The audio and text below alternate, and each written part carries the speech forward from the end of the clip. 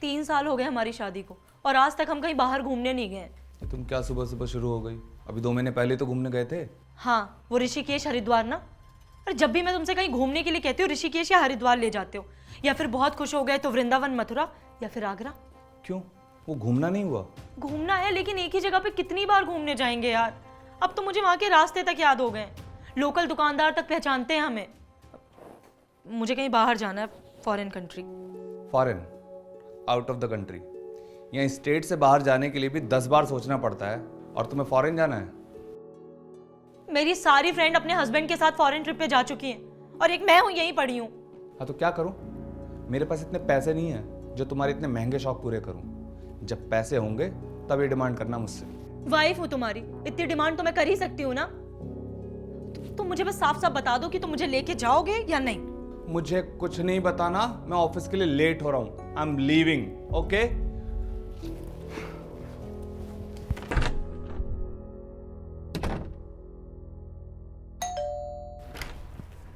नमस्ते मैडम।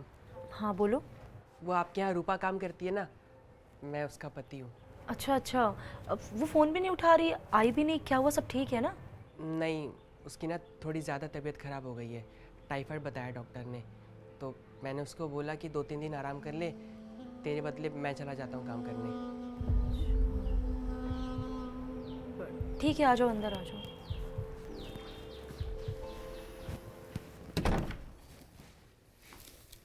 तुम कोई काम नहीं करते हो क्या?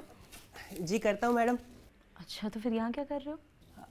मतलब मैं कुछ समझा नहीं मैडम। मेरा मतलब है कि तुम यहाँ हो, फिर तुम्हारा काम कौन कर रहा होगा? जी मैं ही करूँगा। दरअसल वो ना, मैं बिस्किट फैक्ट्री में काम करता हूँ, तो वहाँ मेरी नाइट ड्यूटी ही होती है। रूपा जहाँ 2-4 जगह काम करती है, वहाँ मैं दिन में जाके काम कर लेता हूँ। तुम्हारी नाइट ड्यूटी है, फिर तुम दिन में यहाँ काम कर रहे हो, तो तुम रेस्ट कब करोगे? वो दोपहर के बाद जो 2-4 घंटे मिलते हैं ना, उसी में आराम कर लेता हूँ मैं।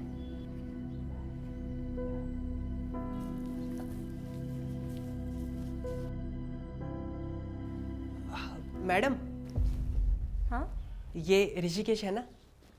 हाँ, ऋषिकेश है। तुम तो गए होगे ना? नहीं, लेकिन रूपा का बड़ा मन है जाने का।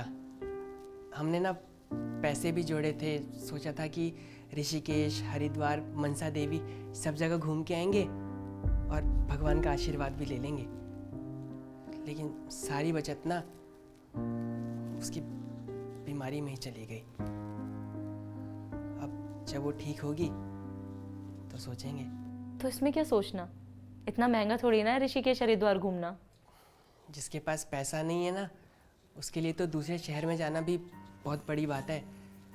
और मुझे ना बहुत दुख होता है कि शादी के इतने साल हो गए और मैं अभी भी अपनी पत्नी को कहीं घुमाने नहीं ले जा पाया। सारी ज़िंदगी बस जिम्मेदारियों में उलझा रहा।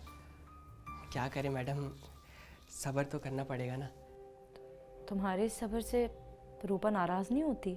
नहीं नहीं, वो कभी मुझसे नाराज़ नहीं होती, बल्कि मेरे हाथ बटाने के लिए खाली समय में दूसरों के घरों में जाके काम करती है। और एक बात मुझसे बार बार कहती है, जिसके पास सब्र करने की कला होती है ना, वो दुनिया का सबसे खुशहाल इंसान होता है। ये सब्र ही ऐसा खजाना है जो हर परिस्थिति को जीने लायक और खुशियों से हरा भरा कर देता है।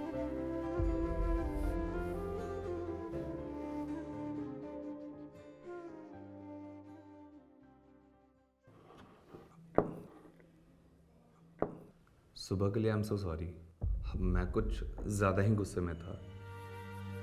एक काम करते हैं ना, मैं अपने ऑफिस में एडवांस लोन के लिए अप्लाई कर देता हूँ और तुम अपने पसंद की कंट्री चुन लो। अब लेकिन बजट में, हाँ। फिर मैं किसी अच्छी टूरिस्ट एजेंसी से बात करके वीज़ा के लिए अप्लाई। I am sorry. क्या हुआ? तुम अचानक से? मैं भूल गई थी कि सब्र ही सबसे बड़ा सुख है। किसी से उधार मांग के या जो नहीं है उसे पाने की इच्छा की लालच में इंसान अपनी जिंदगी को नरक बना देता है। देखो ना, भगवान ने हमें कितना कुछ दिया है।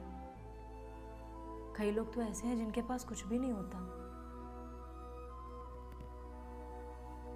कमाल है, ये सब तुमने कहाँ से सीख लिया? मेरा एक काम करोगे? ये लीजिए भैया, लीजिए। जब रूपा ठीक हो जाए तो आप लोग हरिद्वार, ऋषिकेश, मनसा देवी घूम के आना। और इन पैसों को लौटाने की जरूरत नहीं है, इन्हें हमारी तरफ से गिफ्ट समझो। पर आप लोग ये हमारे लिए क्यों कुछ? क्योंकि आपने हमें ज़िंदगी का बहुत बड़ा सबक दिया है, सब्र का।